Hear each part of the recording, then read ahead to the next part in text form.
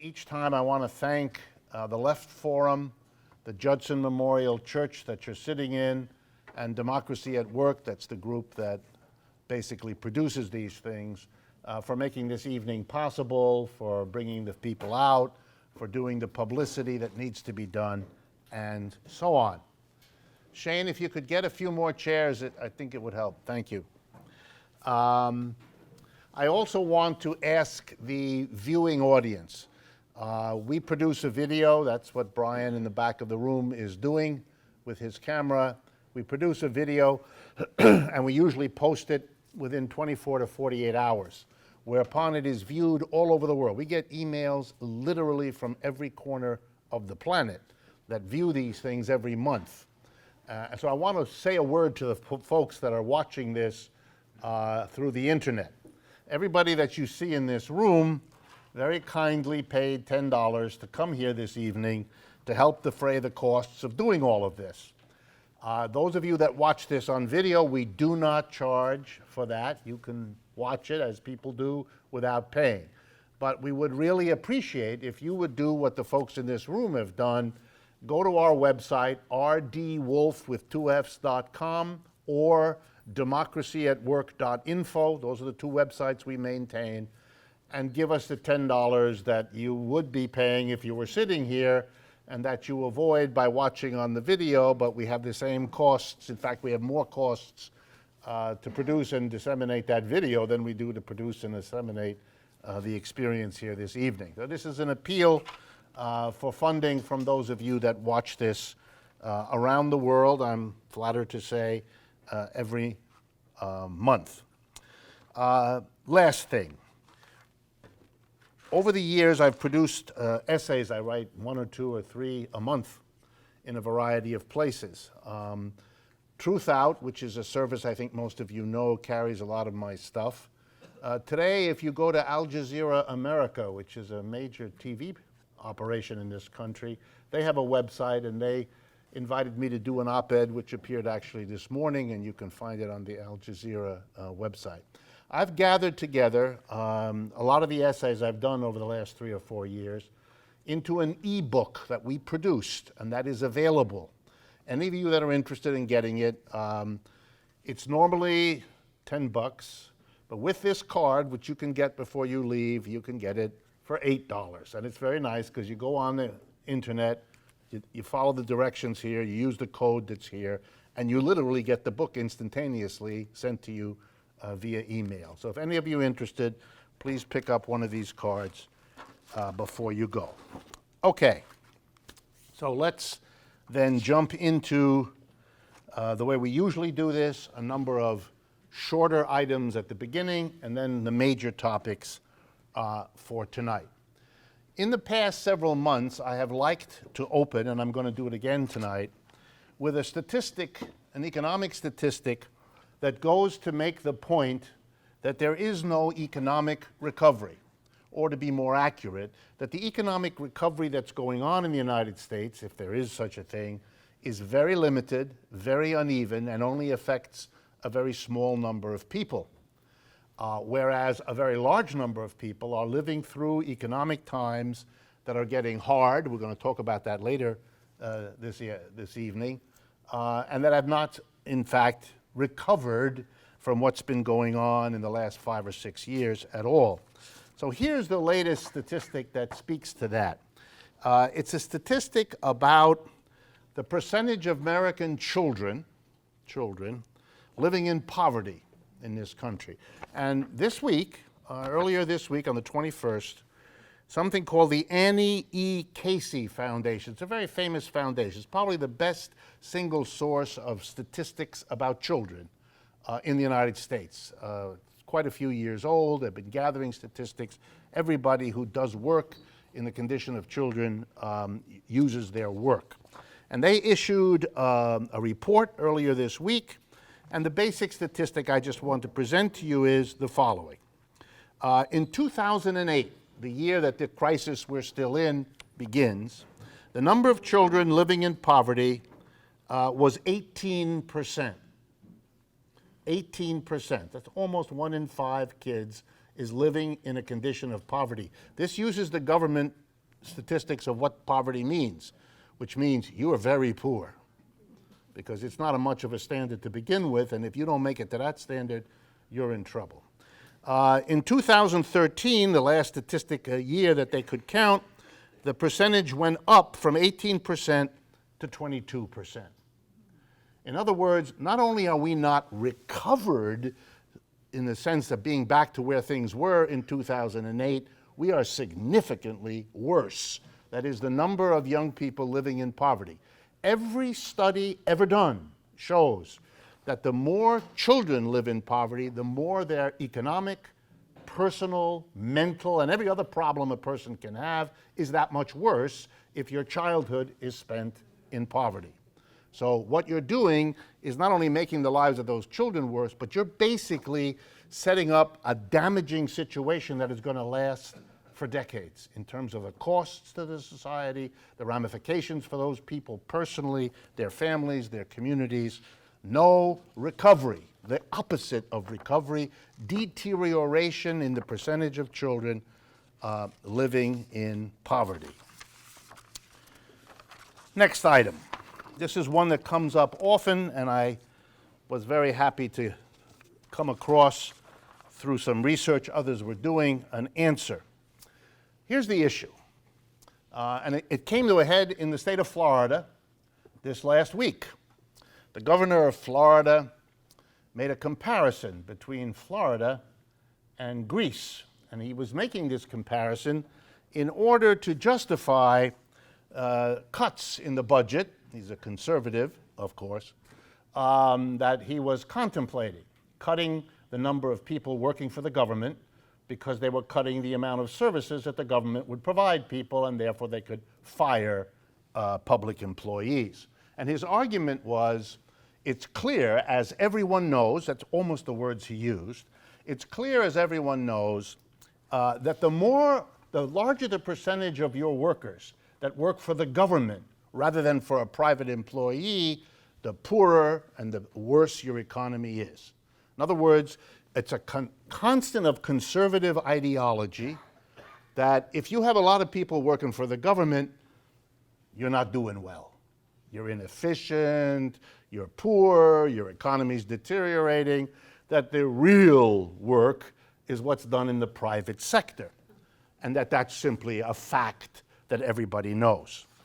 So then, my enjoyment at reporting to you the following research. But before I tell you the research, I want to tell you whose research it was.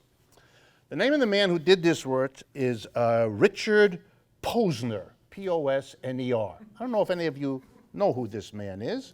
He is a federal judge of the United States sitting in Chicago.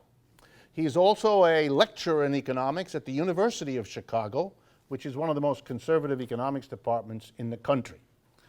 There at Chicago, he became a good friend of a professor of economics at Chicago named Gary Becker. Some of you may have heard of him too. He got a Nobel Prize in economics. He died a couple of years ago. And for a long time, they had a Becker-Posner blog where together they wrote things that conservative economists liked. So this is a document done by Mr. Posner, the American federal judge, extremely conservative, in which he asks himself the question, is it indeed true that the more you have people working for the government rather than for the private sector, keep in mind the image, if you work for the government, you're lazy, you're inefficient, if you work for the private sector, you are Mr. Creative or Ms. Creative, as you believe. So he said, let's look at it. Let's look at countries around the world comparing whether the country has a high percentage of people working for the government or a low one, and whether that makes any difference to how successful they are. And he was particularly interested in Greece because there's a lot of conversation that Greece is somehow in trouble economically because it has a high percentage of people working for the government.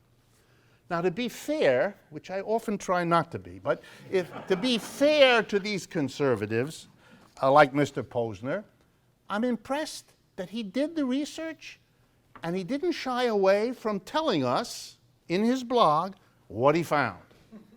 And here's what Mr. Posner, and for any of you who want to see it, I have it here. You can get the web address and you can read the report yourself. It's very short. It's a mere page and a half where he summarizes his research. And obviously you can tell I wouldn't have brought it up to you if I weren't able now to tell you that what he found is there's no relationship whatsoever between how well an economy is doing, how wealthy the people are, how high the standard of living, and whether there's a large or a small percentage of people who work for the government. It doesn't make any difference. Let me give you now just a couple of the really charming results. He said, let me tell you all what we found. And they focused on a huge number of countries. The highest countries in the world, that is the countries in the world where there's the highest percentage of people who work for the government, don't work for private enterprise, are the following: Sweden, Denmark, in order, Sweden, Denmark, Norway, Hungary, and Finland. Now what's interesting about that is Sweden, Denmark, and Norway are among the most wealthiest countries on earth, in which people do very well. Working standard of living is very, very high, depending on how you measure it, higher than the United States, et cetera, et cetera. Hungary is a relatively poor country, but is right up there. Finland is somewhere in the middle, but again, you note it. By the way, all of those countries have a much, much higher percentage of people working for the government than the Greeks do, right? So the Greeks, whatever the problem of the Greek economy, having a lot of people working for the government isn't part of the story. So the next time you hear a conservative economist, spokesperson, or general all-around moron tell you about the problem of having all these people on the public payroll, you now know what one of the most conservative economists in the country found when they actually did the research. Last thing that you might be interested in. Among the countries that have a larger number of people working for the public part than the private, greater than Greece, are Poland and Canada. Next time you hear someone say it, scoff. You might even spit. Okay, next item. And again, you'll see that the Greek events lurking all through tonight's program because we have to deal with that being the importance that it has. One of the big issues in the Greek situation, and one we hear about it a lot, is the notion that governments have very high debts. The governments of countries, some countries, have high debts. That is, they are indebted countries or debtors. Now, I'm not going to talk about it, but I always want you to keep in mind when we talk about debtors that the one country in the world that is the biggest debtor that we've ever had in the history of the world is the United States of America. So when we make fun or nasties about other countries going heavily into debt, there's always a little peculiarity about it, since it is often done by people who have kindly and helpfully forgotten that they're speaking from the place that is the worst performer in this area. But I'm going to put that aside. I'm going to talk about two examples, Greece, and another one that's been in the news, Argentina. These are two countries that have heavy debts and that have made the argument that they ought not to have to pay them back. The way this is presented in the media a great deal of the time is, well, these countries then are deadbeats. These are people who took out a loan and they don't want to pay back. You know, phooey on them, isn't that a shabby behavior or something like that? So here's a story from the Bloomberg News Service, not known for radical elaborations of anything. Here's a story from about a week ago by Michael Smith, in which he reports about a trip he just took to Argentina. For those of you that are not familiar, Argentina has repeatedly over the last century and a half not paid debts from time to time. And he went there because right now there's a court case here in New York in which a vulture fund, that's what they're called, it's a special kind of financial thing, run by a man named Singer, Paul Singer, of something called Elliott Management. And they're in court trying to force the Argentinian people to pay billions of dollars in debts. Because this vulture fund, bought those debts from the companies that originally lent the money, so they want to have Argentina be forced to pay it back because they bought the debt for like 3 or 4 or 5 cents on the dollar, and they want the government here to force Argentina to pay back dollar for dollar the debt, because then they make a fortune. And they do this all the time. They've been the people who buy debt of Iraq and places like that, often hoping for this. But here's what he found when he went to Argentina. I'm going to read you this because I want you to enjoy the ironies of all of this too. President Cristina Fernandez de Kirchner, she's the chief politician in Argentina, says very proudly on television, "We planted the anti-vulture flag in the world. We gave a name, vulture, to international usury and despotism. We are not going to pay these debts, never, ever, ever. Thank you very much." And she's wildly popular. Every time she says this, people fall all over themselves to cheer her. But now let's get serious about this issue. Mrs. Kirchner, the leader of Argentina, makes the following point, very clear. She says a huge part of the debts of Argentina, significant part, were undertaken under the following circumstances. In 1976 in Argentina, there was a coup. A general by the name of Jorge Videla overthrew the government, the legal elected government of Argentina, and became a dictator there for the next 8 years, roughly. He was very unpopular, given how he got into office and given how he ran the government. So people were not willing to pay taxes to him, people were rebellious. How did he stay in power? Answer, he went to big banks in New York and London and Paris and took out huge loans that went from those banks to the government of Argentina, him. And he used that money to shore up and solidify his dictatorship for about 8 years until there was an upheaval and he was thrown out.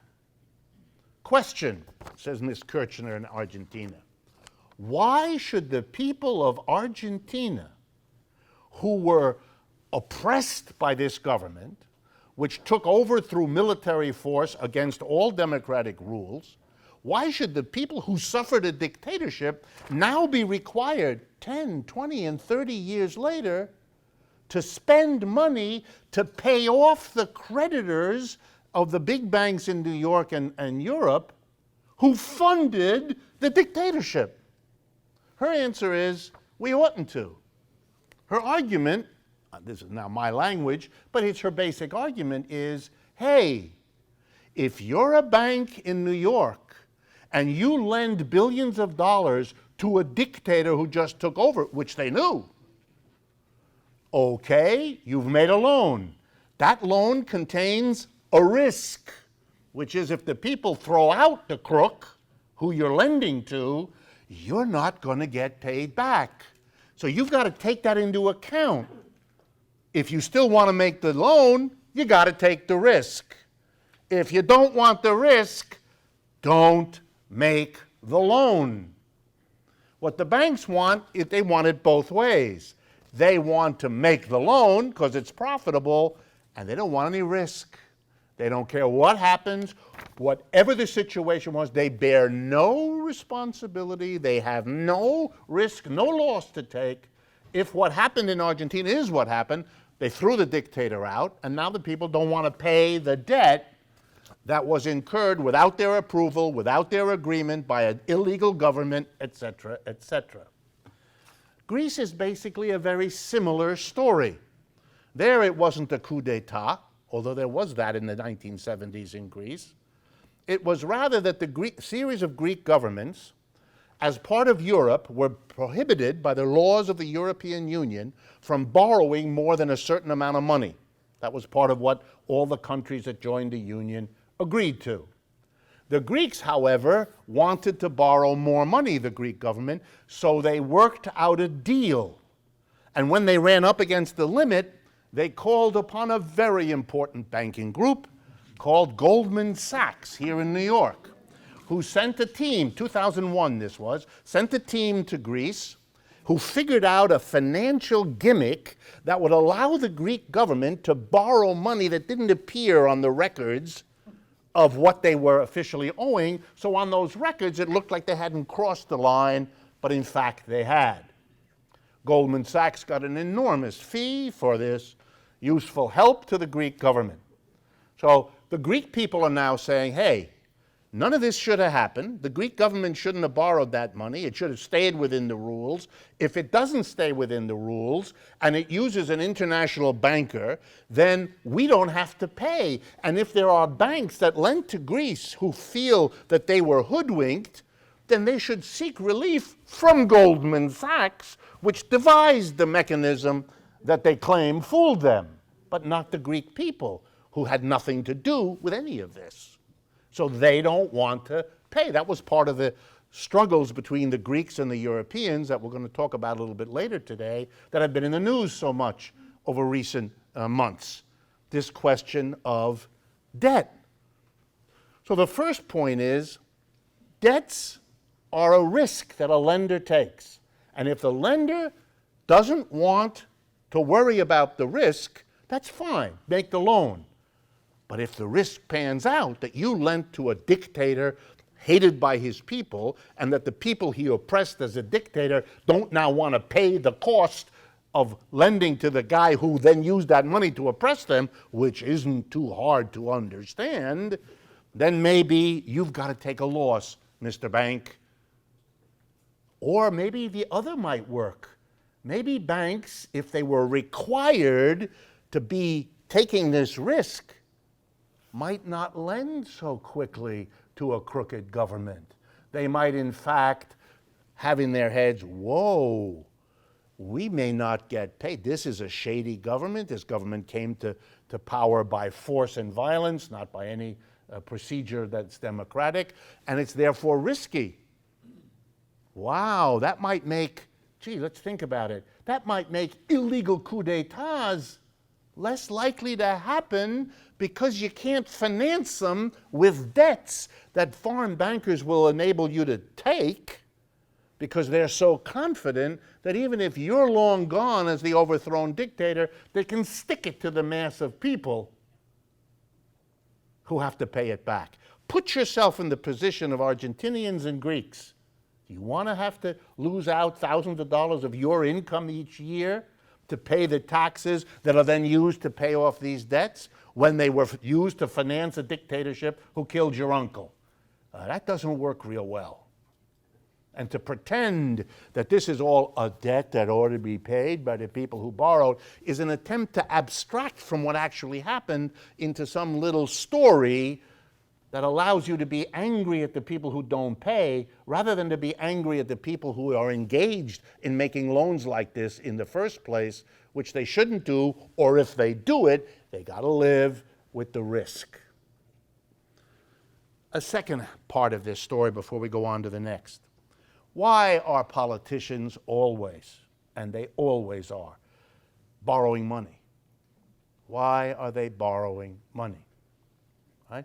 Now, there are several answers, never only one answer. But it's important to understand the one that's least talked about. Here are the ones that are talked about. Governments borrow money when they have to, then they need a lot of money in a hurry, and they're afraid to go to their people to tax them. Best example, war. When a country goes to war, it's already bad news for the people. Like, we're going to kill a lot of you by sending you to someplace thousands of miles away where there are people who do not want to see you, and when you arrive there, they're going to shoot at you. And they're not bad shots, so you're going to die. Or you're going to come back with half a leg, et cetera, et cetera, et cetera. So when you declare a war, you're already telling people there's a lot of bad news coming, a lot of bad news. Even if the first few weeks You're full of exciting images on television of super smart bombs. That fades real quickly when you realize what it is, which isn't like a TV movie. It's like a horrible, horrible experience. Governments know that. And they know that if it's hard to get people to go along with a war, here's a way to make it much more difficult. Tell people we're having a war that threatens all your young people, and we're going to tax the crap out of you to pay for it. Whoops. You see people who are pro-war within 10 minutes change their point of view. They don't want to risk their kid, they don't want the fear, and they don't want to pay. So what governments do when they fight a war is they borrow the money because it's too dangerous to tax people. If you look at the history of when the United States, our country, borrowed the biggest chunks of money, World War I, World War II, there they are. And other wars too. Vietnam was another one. You pay for it by borrowing because you don't want to rile up the people who are already not so keen on this idea and will become less keen as the months go by. You don't want to hit them with a recurring big fat bill. That's your way to end the support for the war in a short time. So that's one reason governments borrow. Here's a second one. When the economy, our capitalist economy, which is one of the most unstable economic systems the world has ever seen, with its up and down business cycles every 3 to 7 years, it's crazy. I make this joke, some of you have heard it before. If you lived with a roommate as unstable as this economic system, you would have moved out years ago or demanded that the roommate get professional help. But we live in an economic system that's like that. But we don't move. And we don't suggest professional help. So this economy periodically crashes. We had a doozy in 2008. We had another doozy in 1929. And we've had smaller downturns. What does the government do to try to get us out of one of these capitalist collapses? It spends a ton of money. And how does it get that money? Does it tax people? No. Because if people are already suffering from an economic downturn, here's what they don't want to hear from the local politician. Oh, you're having trouble? You lost your job? I got news for you. Higher taxes. This is not good politics. So you don't do it. You borrow the money. And if you really want to understand economics, follow me with this. When the government wants to get out of an economic downturn by spending a lot of money, dare not tax people, so it has to borrow it. Well, who does it borrow from? Here we go. This is the best part.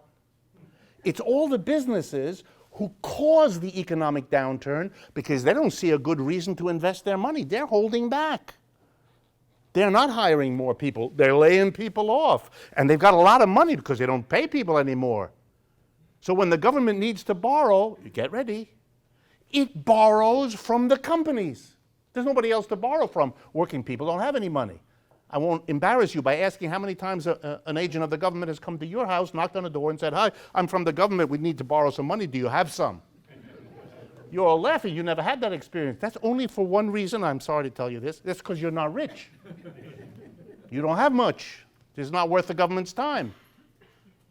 So the government, when it has to borrow, goes, you got to love this, it goes to the people who by not investing, not spending the money they have, caused the crisis, borrows the money from them, spends it on what they produce so they can get back in business. Wow, that's an amazing mechanism of solving a problem by rewarding the people who caused it. You live in this system. You live in it. So governments borrow to get out of economic downturns. But here's the third one that we don't talk about much, but is very, very important. It shows you how crazy and dysfunctional capitalism as a system is. Every politician, a mayor, a governor, a president, a congressperson, whatever, is constantly kind of thinking about the world in roughly the following way. On the one hand, I've got corporations and rich people.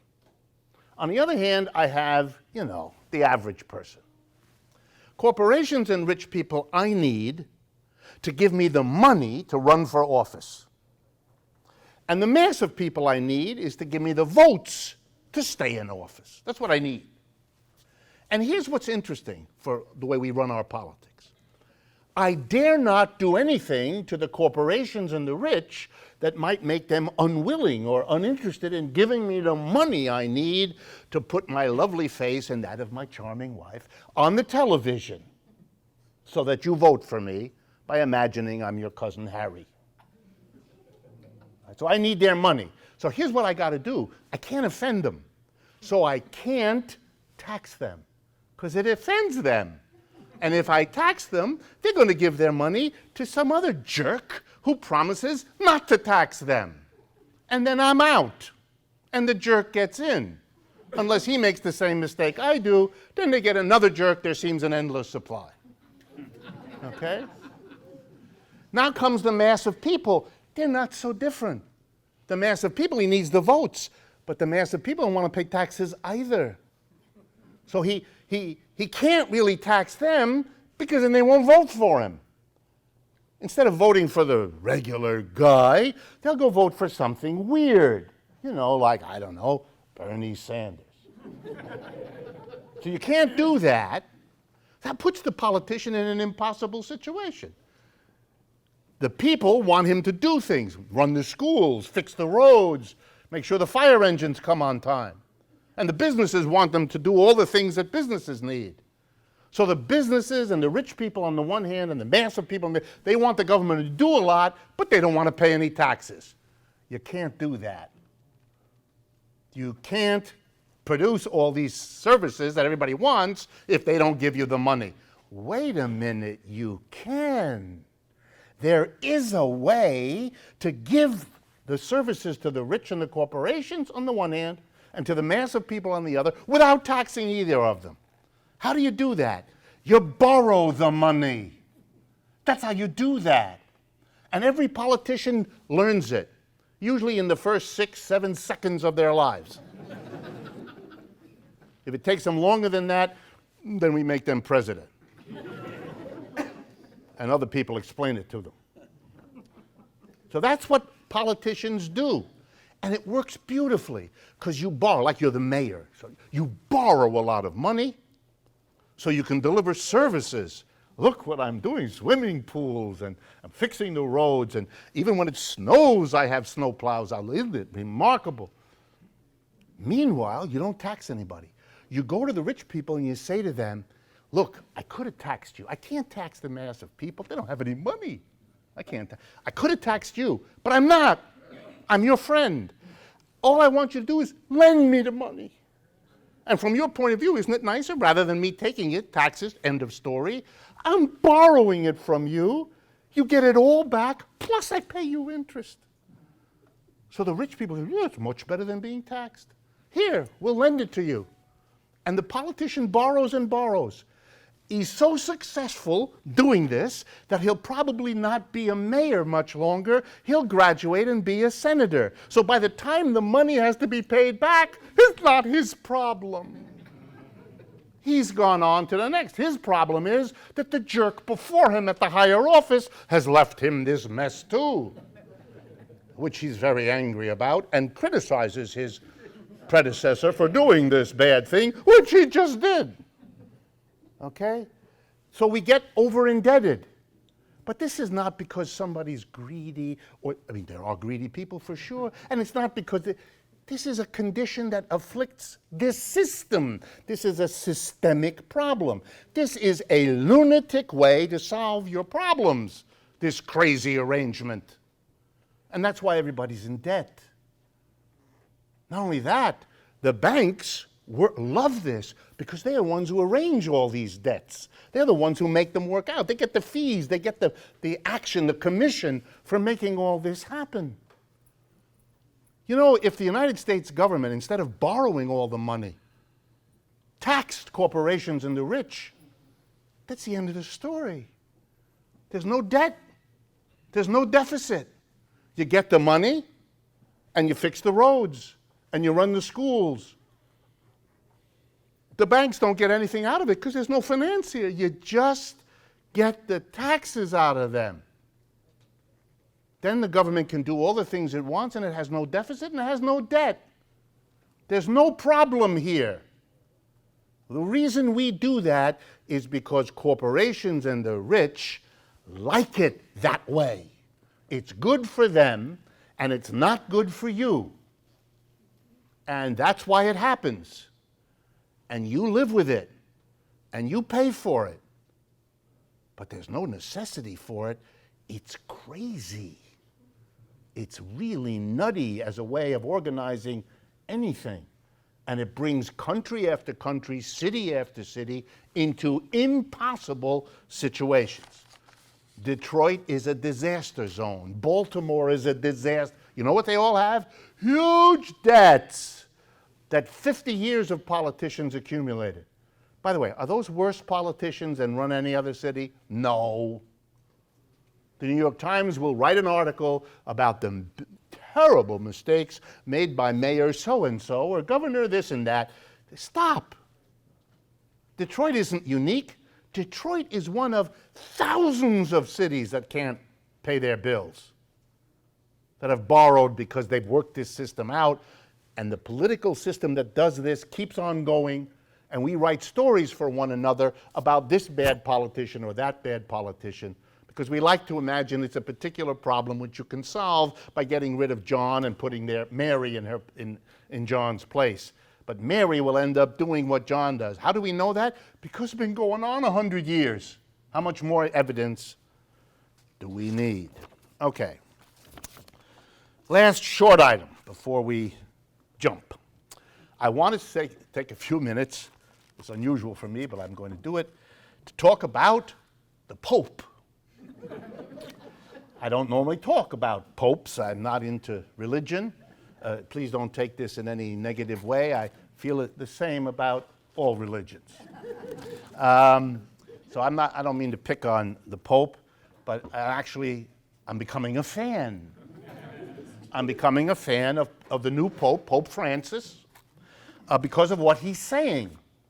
I don't have a lot of time, so I'm not going to talk to you about the document a few weeks or months ago about the climate. That was a very big one. A lot of people have heard about that. I want to talk about his views on economics, because that's what we deal with here. And those have been remarkable, particularly the things he said over the last month or so when he's been traveling through Latin America, in Bolivia and several other places. Absolutely remarkable for those of you that have not heard this. I'm only going to give you a few quotes and then talk a little bit about it.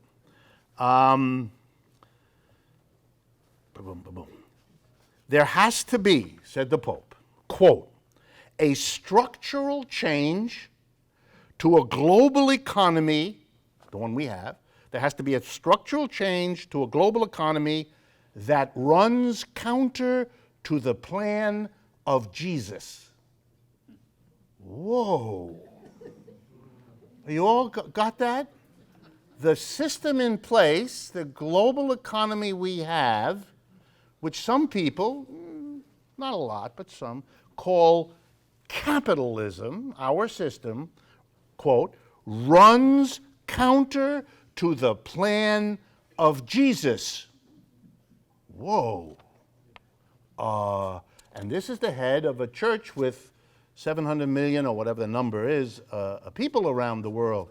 One of the, is it more? Did I get the numbers wrong? Billion. Okay, 1 billion people. This is amazing, it seems to me.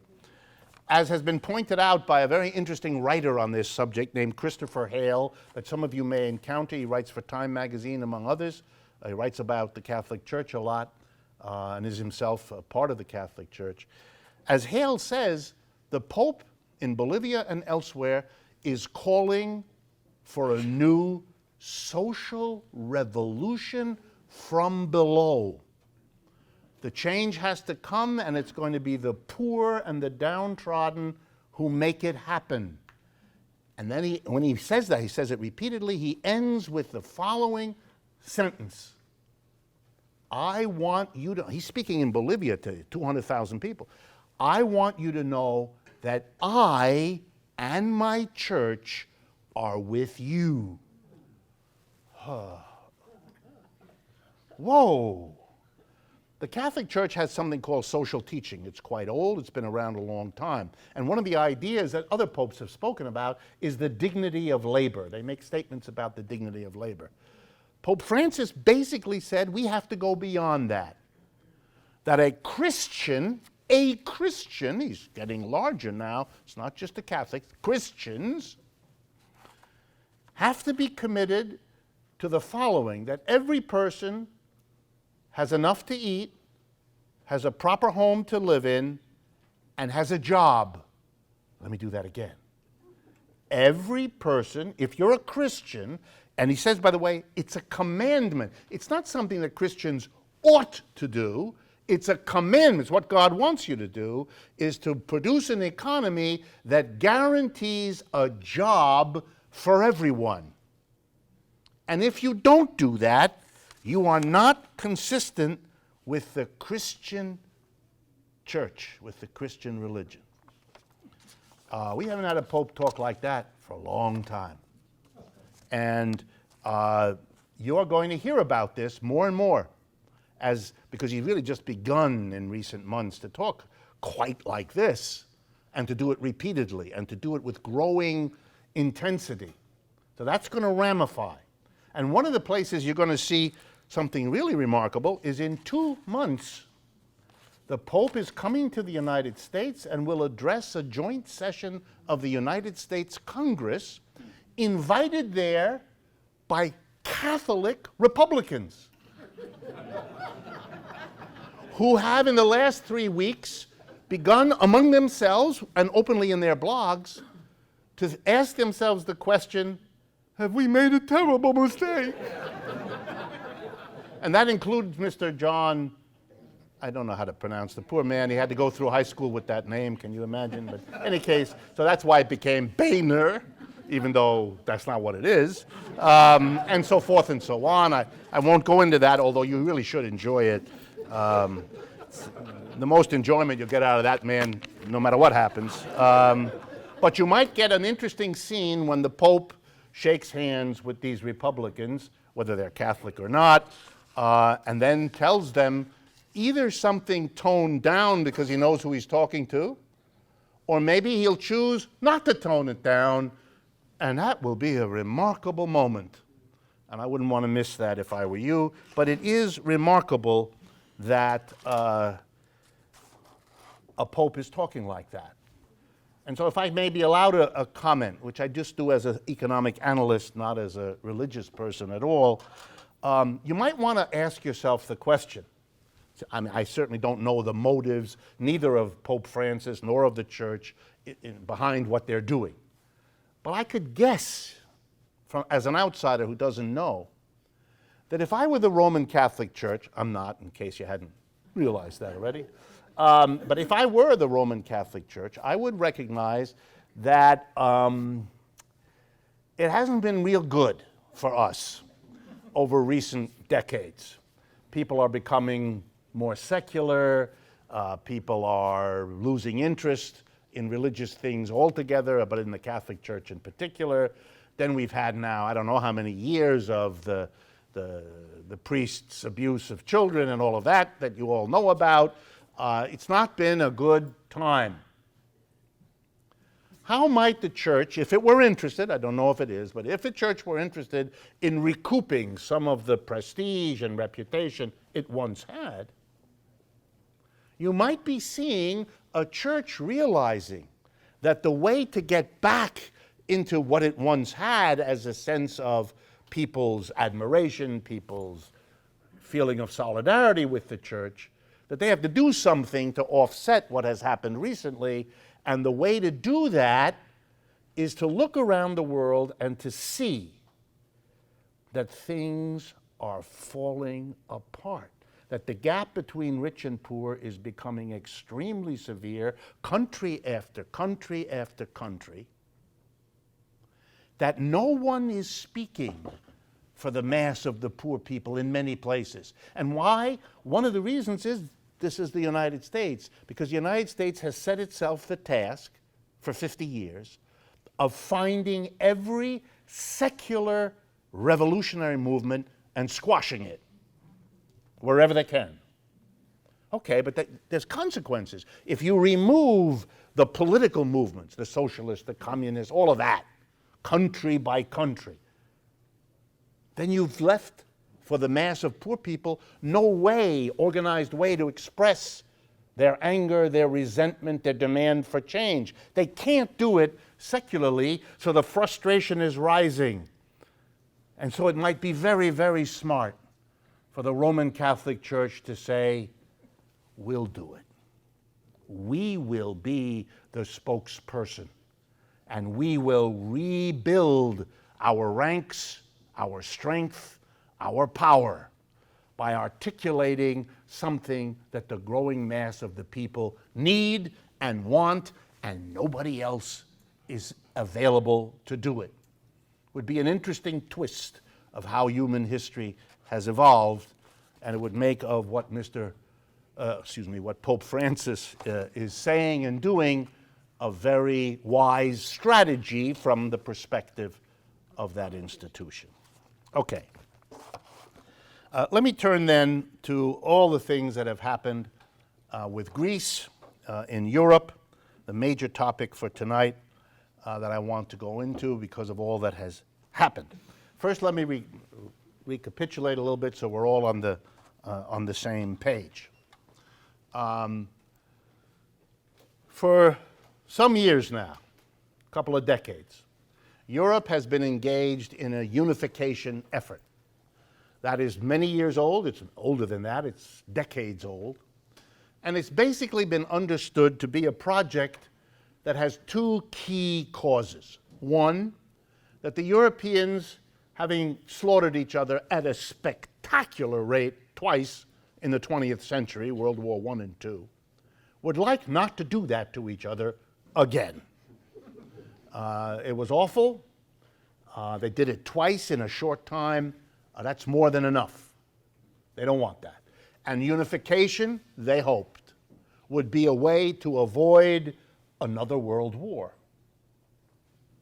The second thing was the recognition, particularly on the part of capitalists across Europe, that the big capitalist successes were large countries, not things cut up into Luxembourg and Portugal and Austria and Finland. They were big things like the United States of America or Japan, or at least one large unit, or China now. And so they wanted to be on a competitive, equal footing. They wanted to create the United States of Europe, a unified country parallel to the United States of America. So they took a number of steps to stop charging each other fees when they go from one country to another, to adopt a common currency, the euro that you're familiar with, and so on. And the idea was slowly they would make unifications on their borders, then a unified currency, then unified set of rules. There's a European Parliament that everybody elects, not just people to the Parliament of your country, but they also elect in Europe people who sit in the European Parliament, et cetera, et cetera. They're working their way to that. Then the crisis of 2008 hit, and every country was in trouble. All of Europe as a whole was in trouble, and all kinds of things began to happen that put those issues into a strain. Country after country found itself in great difficulty, and one of the not the only one, but one of the countries in great difficulty was Greece.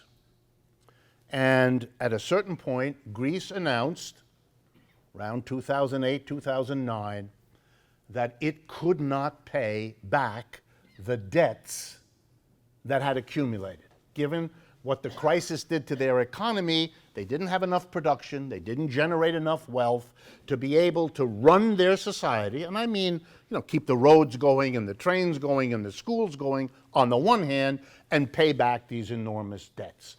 Think of it this way.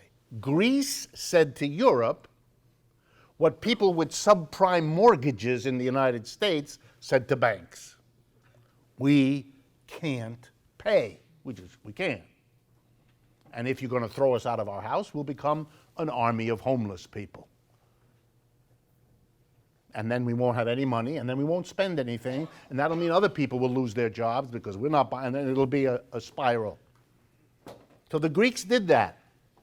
And the Europeans said, okay, well, whoa, what do we do now? And pretty quickly they got frightened because it wasn't just Greece. It was Portugal. It was Ireland. The whole, Ireland's entire economy, just, that's it, done, finished.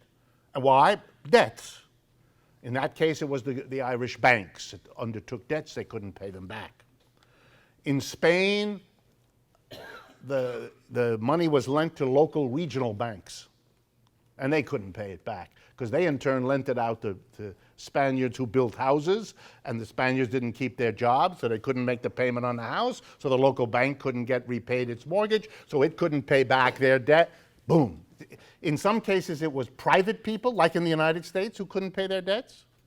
Subprime mortgage people who couldn't pay. In other cases, it was governments who borrowed and couldn't pay. For our purposes, it doesn't really matter. The Europeans then said, okay, we're going to try to work this out.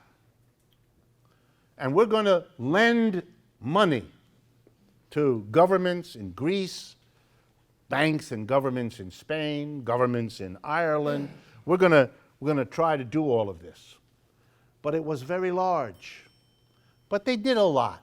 They borrowed huge amounts of money from whom? From corporations and the rich. There's nobody else to borrow from. And they used that money to bail the economy out of the collapse in it that was caused by corporations and the rich. We've been through that this evening. That's what they did. And they borrowed and they borrowed and they borrowed. And they bailed the economy and they bailed the economy out. As they did this, the corporations and the rich had an attack of anxiety for a very good reason. They said to themselves, we want the government to borrow the money from us to bail us out of the economic mess we've produced. We want that. So we lend to the government. But wait a minute, they're borrowing so much money, we're not sure the government is going to be able to pay us back. That, after all, is the assumption behind it all. Corporations and the rich will lend to the government to fix the economy they broke, but they want that money paid back. They want the interest on that. And they suddenly realized that the the governments were borrowing so much money, they couldn't. And as if to drive home the reality of this, the Greek government got up and said, you're right, we can't. We can't. What do you mean you can't? Said the enraged banks who had lent them the money. Lent them the money at great interest. Lent them the money with huge fees. Lent them the money knowing full well what was going on, since they haven't been born yesterday. They've been in this business a long time. The banks lent to them. And the Greek government stood up and said, we're not going to pay. At which point, the big banks in Germany, and the big banks in France, England, and even the United States, but the biggest ones were in Germany and France, and the Greek banks themselves. They now realized that if the Greek government, to whom they had lent so much money, wasn't going to pay them back, they were going to collapse. This was very embarrassing. Why? Because this is 2009. They just got bailed out the year before in 2008 when the whole economy of the world crashed. And they had gone to their governments and they had said to their governments, you must bail us out. You all know that. That's what we did in this country too. All the big New York banks went to Washington, save us. And the government did. And they did in Europe too. But it made the governments in Europe very unpopular. See, they're not like Americans. They actually have, I know this is a shock, they have opposition in Europe. They have, daily newspapers put out by socialists and communists and these other weird people who criticize the government. Can you believe it? Criticize the government about what it's doing. So when the big banks of Europe got bailed out, there were lots of newspapers ridiculing this and attacking this. And it made Mrs. Merkel and it made Mr. Sarkozy, he was then the head of France, very unpopular in their country. They were seen as patsies for the banks.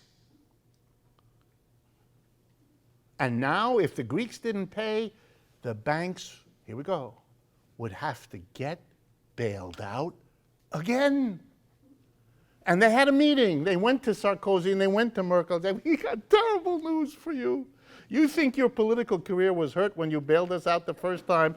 You're going to have to bail us out again because these Greeks are not going to pay. And right behind them, the Portuguese aren't going to pay, and the Spanish aren't going to pay, and the Italians aren't going to pay. Nobody's going to pay, and we're dead. We can't, said Mrs. Merkel. We'll be out of office. We can't, said Mr. Sarkozy. I'll be out of office. The bank said, the hell do we care? We'll get another one. We had many before you. We'll have many more after you. So either you solve the problem or you're toast. Have a nice day. And Mrs. Merkel and Mr. Sarkozy tried very hard to find a solution. And they found one. It wasn't in time for Mr. Sarkozy. He became French toast. He's gone. But Mrs. Merkel pulled it off. Here's what she did. She arranged with the other countries of Europe. That's like a huge animal explaining to several small insects what's going to happen. Okay? But Mrs. Merkel explained to her fellow European governments how we're going to solve the problem. We're going to arrange for the International Monetary Fund, the European Central Bank, and the European Commission, 3 international organizations of Europe, to lend money to Greece. Isn't that's going to be a sign of European solidarity? It's so charming. It makes your heart beat. I shouldn't hit my microphone, sorry. It's going to make your heart beat. So they did, with one condition to the Greeks. The European institutions, the 3 of them, European Central Bank, IMF, and European Commission, later known as the Troika, or the institutions, what you read in the newspaper, they lent money to Greece on one condition, that the Greeks didn't use it to get their economy out of a crisis. No, no, no. What the Greeks were told to do was to pay off the private banks, which they did, which meant the private banks didn't face a collapse, which meant they didn't have to go to Mrs. Merkel to get bailed out, which meant she didn't have to lose her political popularity by bailing out the banks a second time. This is, by the way, this kind of hustle is called high finance. You need to get an MIT PhD to figure out these scams, okay? So now Greece goes through all this craziness and realizes it's not one step better off. It's got the same debts, it's just got them to different groups. Instead of to French and German banks, it's to international institutions. But Mrs. Merkel realizes she still has a political problem, and so do the others. Because the mass of their people say, wait a minute, who in the end has to come up with the money if Greece and these other people don't pay back the international institutions? And the answer is, you all. And they didn't like that. And they didn't like it. And so, to recoup her position, Mrs. Merkel and the others, she didn't have a hard time convincing them. They decided, we're going to make an example. We're going to get our own people on board with this because we're going to show that we're not going to allow those Greeks to have a nice time while we are all help them. We're helping them, but they have been bad boys and girls, and they now have to shape up. You're not going to have a nice pension. You're not going to sit on the beaches of Santorini sipping ouzo. None of that. None of that. You're going to suffer. You're going to suffer. And we're going to use the money that we don't spend on your pensions, and we don't spend on your roads, and we don't spend on your hospitals to begin to pay back the European institutions so our citizens in Germany here, or ours in Finland, or ours in Holland, don't have to worry. The leaders have protected you. Yes, we helped the Greeks, but we're going to squeeze them so it doesn't cost any of you a penny. And so we had this spectacle of particularly the last 5 months when a left-wing government came into office in January in Greece, pledged to not pay the debts, pledged to not allow this to happen, walked into office with overwhelming votes, the Syriza party.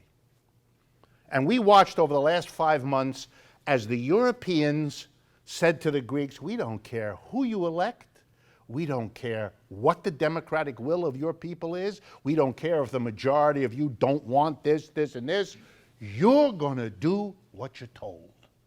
And you're going to suffer, and you're going to have poverty, and you're not going to have public services, and we're going to lay off tens and hundreds of thousands of your workers, and the money we save from providing for you is going to be used to pay back the loans that we worked out with governments you just voted out of office. We watched rich Europe crush poor Europe. Now, it looked up until the early part of this month as though the government in Greece would push back and say no. They even had their leader, Alex Tsipras, have a referendum on the 5th of July, in which the people, to everybody's surprise, voted over 61% against paying back the debts, against this austerity. And then the Europeans said, we don't care, we could care less, led by Mrs. Merkel. And what they began to do was to stop delivering euros to the Greek banks. Greece is part of the euro.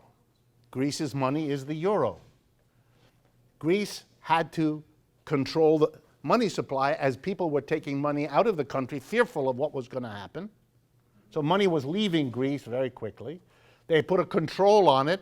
To this day, right now even in Greece, you can only get 60 euros a day out of any bank, even a cash machine. 60 euros, about $75. That's all you can get per day, including if you're a business. So you can't function. And even that was going to be cut off. And basically, Mrs. Merkel said to Mr. Tsipras, either you knuckle under, or we're going to cut all money. There'll be no money in Greece, and everything will stop. I mean, the milk won't be delivered, the train won't run, nothing will happen. The society will disintegrate, and you will be blamed by your people, because who else are they going to blame? They can't get angry at us here in Germany. We're a different country. So Mr. Tsipras and the majority, at least so far, of his party, caved in. They turned around, even though they just won the referendum by 61%, and agreed to everything that Mrs. Merkel and the others want. We just watched the choking off of a small and poor part of Europe by the richest parts of Europe. Doesn't augur well for European Union, doesn't augur well for the future, and is a sign of how far things can get in the crunching of rich versus poor. Okay, keep all of that in mind. That's the immediate story of Greece. But behind that lies a much bigger set of considerations, and I only have time to give you two of them. The first one, which I've talked to you about before in these sessions, but needs to be repeated over and over again. We are in, right now, we, the world, is in a period of about 70 years, I would guess, of which we've had about 40, starting in the 1970s, in which capitalism is relocating. Capitalism, the developed capitalism, is about 200, 300 years old. It began in England, spread to Europe, from there to North America, Japan, and so on. But the basic core part of capitalism is Western Europe, North America, and Japan. That's where capitalist industries grew over the last 250 years. That's where working people stopped being agricultural and farmers and moved into the cities and got jobs in industry, et cetera, et cetera. Over those 250 years, the workers in Western Europe, North America, and Japan, seeing the enormous wealth they were producing in the factories and the offices, demanded a cut of all of this economic growth. And so profitable was capitalism that even though the workers had to fight for it, the capitalists eventually gave them a rising standard of living. That's why we have in the United States a standard of living that's here compared with something much, much lower in Asia, Africa, and Latin America. No mystery, no special mystery to understand this. In the 1970s, capitalists realized, they had a kind of eureka moment when they realized, what the hell are we doing staying in Western Europe, North America, and Japan, paying the wages that we have had to raise over the last 150 years, lowering the working day from 12 and 16 hours to 8 hours, all the rest of it. Why are we doing that? Because we have the whole world now. It's only a matter of hours and a jet engine can take you any place. And with the modern telecommunications and the internet, we can install cameras. We can watch what's going on in our factory in Shanghai as easily as we used to watch it go across the street. We don't have to produce here. And if we went away, if we took advantage of the fact that the wages never rose in Asia, Africa, and Latin America, we could move the factories and the offices from Brooklyn to China, from Cincinnati to Brazil, from Chicago to India. And we pay much, much less. And we'd have much more profits. We'll bring all the crap back here. Americans don't have to wear clothing said made in America. Americans would be perfectly happy to wear clothing saying made in China, which indeed we all do. And we don't even think about it. And they're making money like there's no tomorrow. The first companies that dare do it, because it's risky, it's another country, it's another culture, you don't exactly, they made so much money, everybody else has to follow because competitively you won't survive if you don't move. Every business has learned that. And it isn't just manufacturing, it's now service businesses too. Everybody's moving to China, India, Brazil, and so on. What did that mean? It meant that in the areas of capitalism's growth, where capitalism was born, where capitalism grew up, where capitalism was successful and became rich, Western Europe, North America, and Japan, capitalism is now saying goodbye to them, or let's be honest, saying to us, bye-bye, we're leaving. Have a nice, long decline. The jobs and the growth are over there. Here, hold on, try to do okay, but the thing is sinking. And the chances are real good that you're going to sink with it. What else is available for you? And starting in the 1970s, it's everywhere. Only the power of denial, accompanied by an intellectual class in this country and media that have a vested interest in never dealing with these realities. So there was no conversation. Again, the story, just because it's so beautiful. 1970, the center of capitalist success in the world. Name, Detroit. 2 million people, the city of Detroit, that was the population. Just below 2 million people. Presidents would bring foreign visitors to Detroit. Look at the car factories. Look at the working class. The most powerful union in America, the United Auto Workers, UAW. Not only white workers, black workers. Blacks who had come up from the South and gone to Detroit and gotten jobs in the auto business and gotten union membership and able, finally, to have a decent income, enough to raise a family and live in an appropriate way.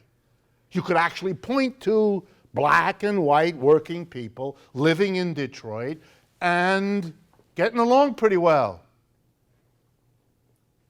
Today in Detroit, 40 years later, a decline stupefying. The population of Detroit today is 700,000 people. 1.3 million, the majority of the people of Detroit, pushed out, forced out. No work, no jobs, no way to pay for your house. Half the houses of Detroit are in one kind of destruction or disrepair. A third of them are empty. Visit Detroit if any of you have the chance. Go. Drive around it. Get someone to drive you around it. Nothing I can say will prepare you for, it's like driving through a bombed place. I like to tell people one of the big problems of Detroit these days is wild dogs. Turns out that when people left Detroit with no job, no income, they couldn't afford to take Fido with them. So in a tearful moment, they opened the car door, said goodbye to Fido, and Fido ran off. Fido had a place to stay because there's so many abandoned houses. He found one.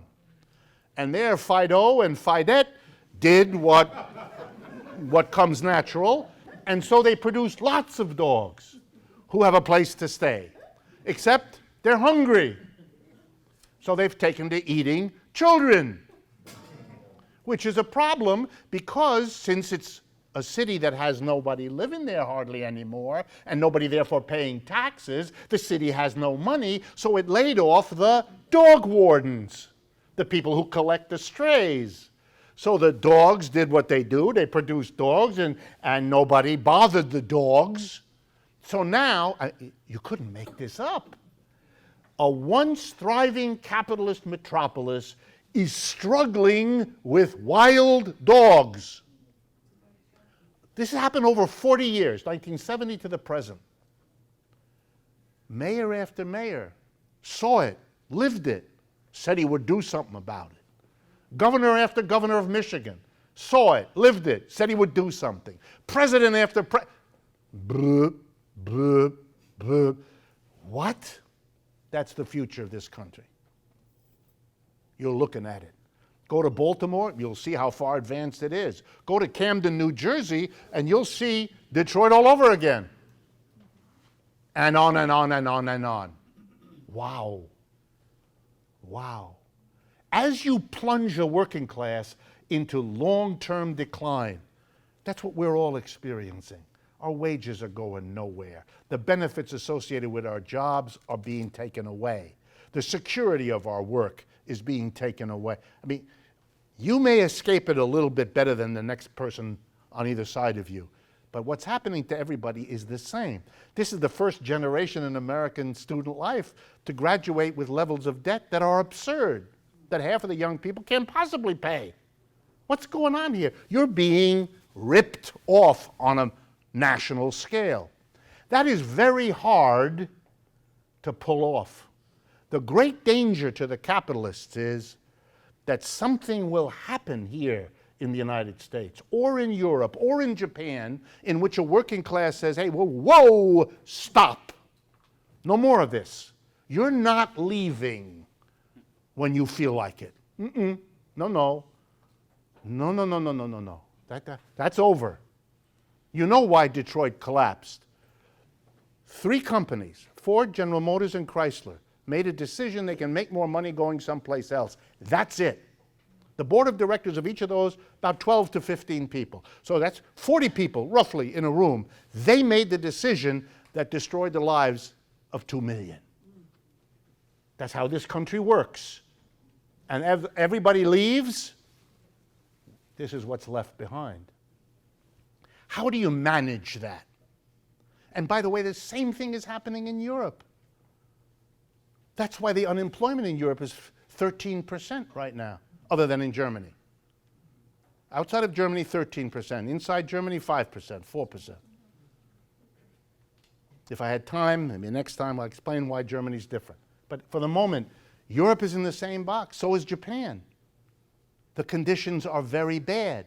Germany had to give up the kinds of labor conditions they had and now have Kurzarbeit and flexible part-time work for more and more people that are very precarious and poorly paid, just like we have here. All the different forms. Wow. The great fear, though, of capitalists is that you're going to provoke a backlash. You're going to provoke people who sooner or later, maybe with a little help by people like us who talk about it a lot, there'll be reaction. It'll be, how do you handle that? How do you deal with that?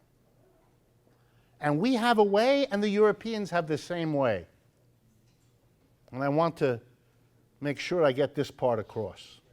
Here in the United States, I'm going to call this Romneyism or Romney-esque, after that great man who almost became president. Mitt. You right away knew you had a problem. The man's name was Mitt, right? But put it aside. Mitt Romney. Because I'm going to show you that Mitt Romney is playing the same game that Angela Merkel is playing in Europe. It's the same thing. Here's how it goes. Yes, there's a decline. We're all experiencing a decline. But here's what's really going on. This decline has to do with the fact that there are two kinds of working people in this community. The United States, Europe, Japan. Remember Mr. Romney, he got caught during the campaign. I believe it was May of 2012. He's raising money from some bigwigs, and somebody has a camera hidden or something, and he's caught saying something like the following. 47% of Americans, that was the number he used, will never vote for Republicans, will never vote for me. You know why? They don't work. They don't care. They're the people who mooch off everybody else. They think they're entitled to food stamps and to welfare and to a housing allowance and to this and to that. And the other half, well, in his case, 53%, he knew what he needed to win, 53% are, here we go now, hardworking Americans who go to work each day, play by the rules, are disciplined, and they work and they pay, here we go now, it's very important, they pay the taxes that allow the moochers to do nothing. So if you're suffering, you worker, you should be, get now, very important, you should be angry at poor people. You should be angry at the unemployed, the welfare, the food stamp recipient, the one living in Section 8 housing, whatever it is. Because you're being taxed and hurt. If it weren't for those moochers, you wouldn't have to pay the tax. You'd be better off. Hate them. Hate them. Focus your anger on them. They're the ones burdening you. It isn't capitalists moving to make more money. No. It's the damn poor people. Be furious at them. You know how we do it in this country, right? We give it a nice little racial game. We make the one group black and the other one's white. That works nicely in parts of our country, fits nicely into stereotypes that have been there a long time. But it's not about that, because in Europe, it has to do with the same game is played, only in Europe it's, ready? Germans, they're the good guys, they work hard. And then there's the Greeks, lazy bums. They have pensions, they don't do anything, they drink ouzo on the beach all day long. It's crazy, it's a caricature, it has nothing to do with reality, but it's a wonderful story. It's the story you need to tell to keep these two groups from being together against the system, which is what's screwing them, and to be angry and hostile towards one another, divided from one another, telling themselves a story that allows a process that neither of them has anything to do with other than suffering from it to continue. And with austerity, it's the same thing. When the countries like Greece or Portugal or Spain, or for that matter the United States, are told, you've got to worry about the deficit. You've borrowed all this money and that money has to be paid back. So we're really sorry we can't have a school lunch program because we need that money to pay back the debt. It's the same game. The mass of people being ripped off to manage a system that's unstable. And how do you justify that? Again, by saying, no, no, no, the reason we're having to cut those services is because it's all those moochers who are squeezing everybody with their entitlements. They don't work hard like the rest of us. The minute the crisis hit in Greece, the Greek people split. All kinds of recriminations among Greek people. Angry at this, you're not working. We know people in the government, they don't work hard. They don't work hard in the post office. Little stories that people have accumulated in life become their way of explaining. But what they don't understand is they're falling into the rut of a way of explaining things that misses the larger historical picture, which is bad. But even worse, divides the only group of people who, if they were unified, could actually stop it. And by the way, how do you stop it? It's so easy, it's painful to have to explain it. Here we go. In the time that I have left. You can't leave. You say to the corporation, that's it. You can't leave. Have a very nice day. Go play golf. But leave, you're not going to do that. If you look like you're thinking of leaving, we're going to take your factory from you, and you know what we're going to do? We're going to give it to the workers because they have a reason to stay here. And they want the company to stay here because it's their job. And so we'll make it a workers' co-op. You can go out to the golf course. Don't come back. It's over. It's over. Have countries done that in history? You bet. You bet. And by the way, the argument is very easy and very simple. Every company in this country, you can show, over the years of its life, whether it's 20 years or 200, has gotten countless subsidies. Countless accommodations by local and regional and national government. Countless benefits from every program funded by taxes there is. The law can be rewritten tomorrow saying, you don't leave unless you pay back with interest all of the benefits of the country that gave you the chance to become big. You don't get all the benefits here. All the courses taught at the local community college to get people geared up so they could go get a job with you that were paid for by the taxpayer, including how to read and write. The taxpayer paid. You got the benefit of a skilled and educated worker. Now we're going to figure that out. That comes to $26 billion with interest. Guess what, Mr. Factory? You're screwed. You lose. You stay here, you're okay. You leave, nothing goes with you. It all stays here. What happens then? The answer is the relocation of capitalism stops. Guess what? That's fine. In the history of capitalism, the people have periodically risen up and said, look, something you guys are doing is unacceptable to us, and so you can't do it anymore. Let me give you just 2 or 3 examples. One, it used to be the norm wherever capitalism existed that children worked in the factory, starting at 6 years old. Every country has that. Young children, because their fingers are small, because they're nimble, because they're fast, because they do what they're told, because they're frightened of adult authority, all the things you can imagine. And so children were dragged in because you could pay them relatively little, et cetera, et cetera, et cetera. The damage done to the children, physical health, mental health, education, forget it, no more school, working in the... You go to the Tenement Museum here in New York City, go visit it, they'll take you around the Lower East Side and they'll tell you all about it. Good job, they do a fine job. And at a certain point, the people of America, like in other countries, said to the capitalists, that's it. You can't do that. What do you mean we can't? Our whole industry is there, but we can't compete with it unless we have the children because we can pay them only this little, and they're very good with their little fingers, and they don't blah, blah, blah, blah, blah. No one cared. Everybody listened and said, impolitely, F you. No more children. That's it. You'll find another way to make it or die as a business. You're not going to employ. Guess what? They didn't die. Capitalism didn't disappear. Rich people didn't become impoverished. It was all crapola. People were able to say, you can't do that. You want other examples? Even to this day, this one hasn't been fixed yet.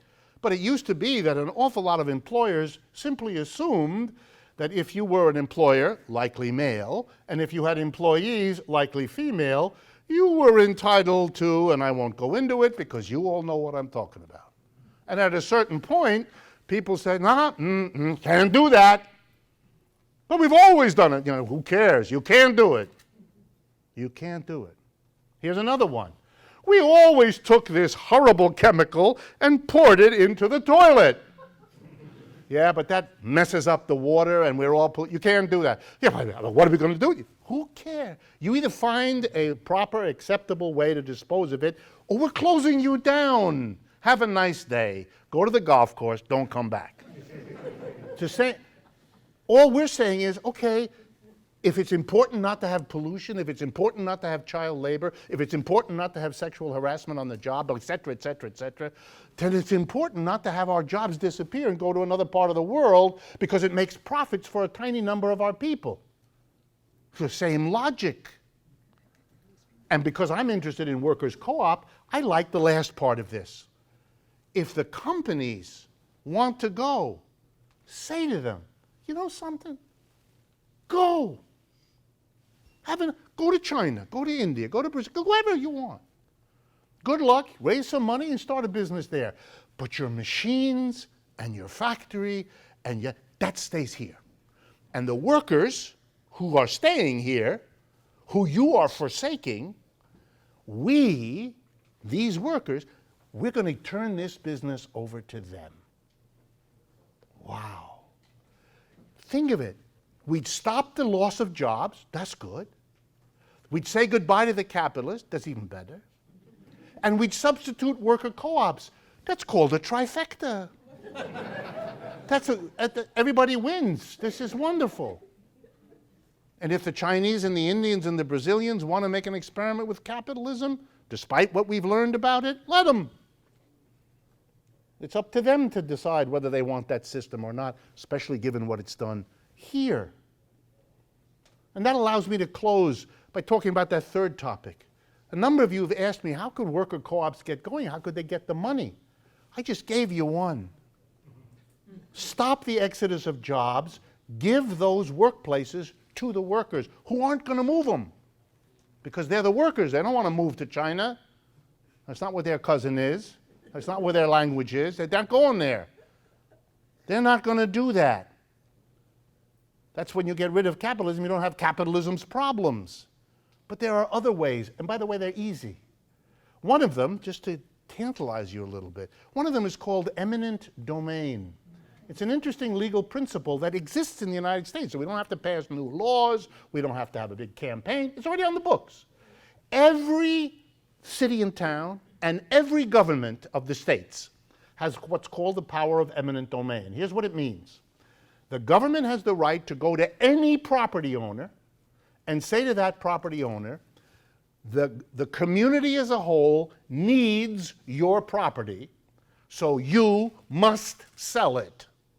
And then the law requires you to get a reasonable estimate from 3 or 4 people who know about this, what this property is worth, and then the community buys it from the private owner.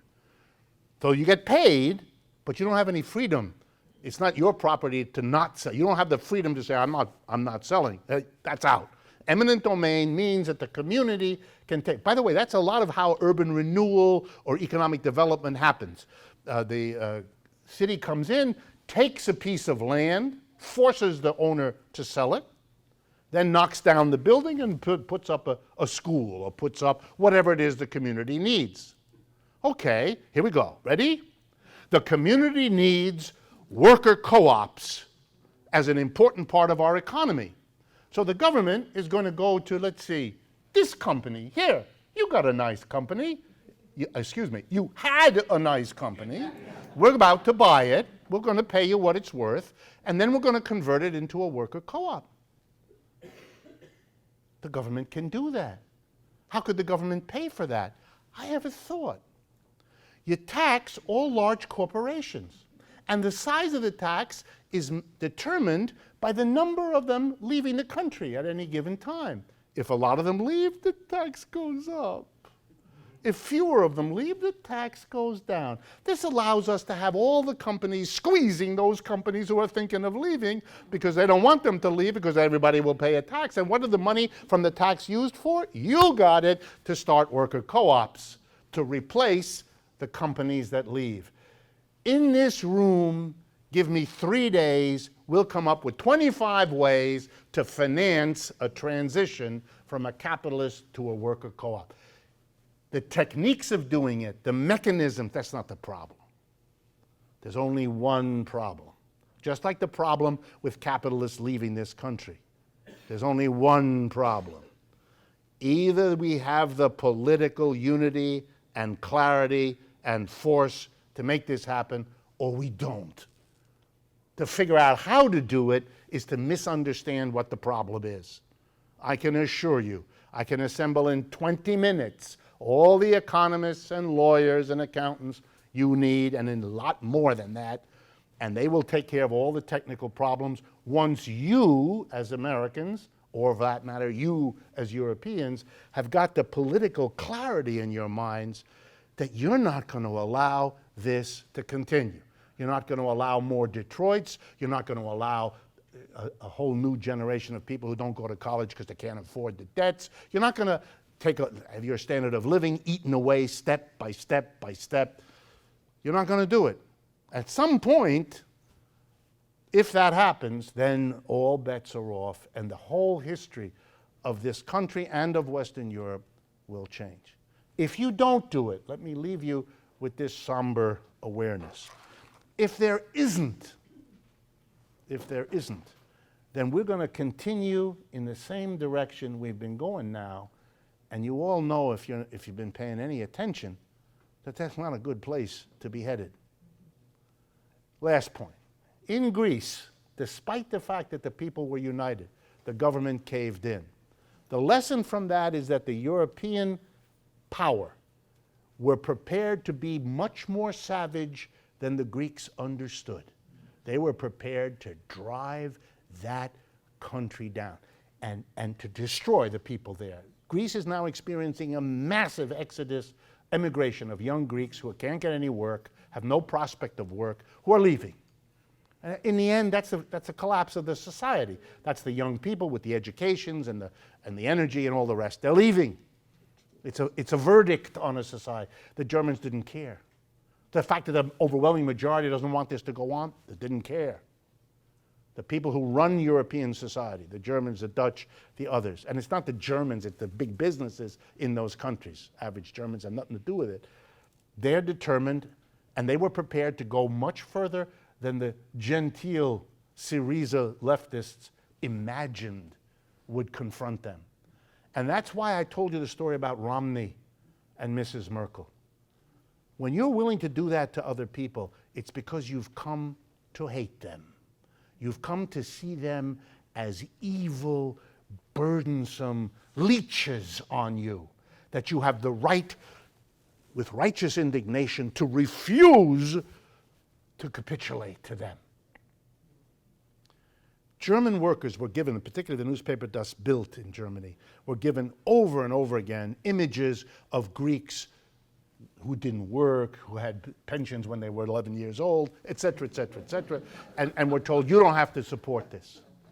And that's what Romney was trying to do, get American working people to hate as the burden that hurts them, the poor, with the entitlements. It's an amazing story.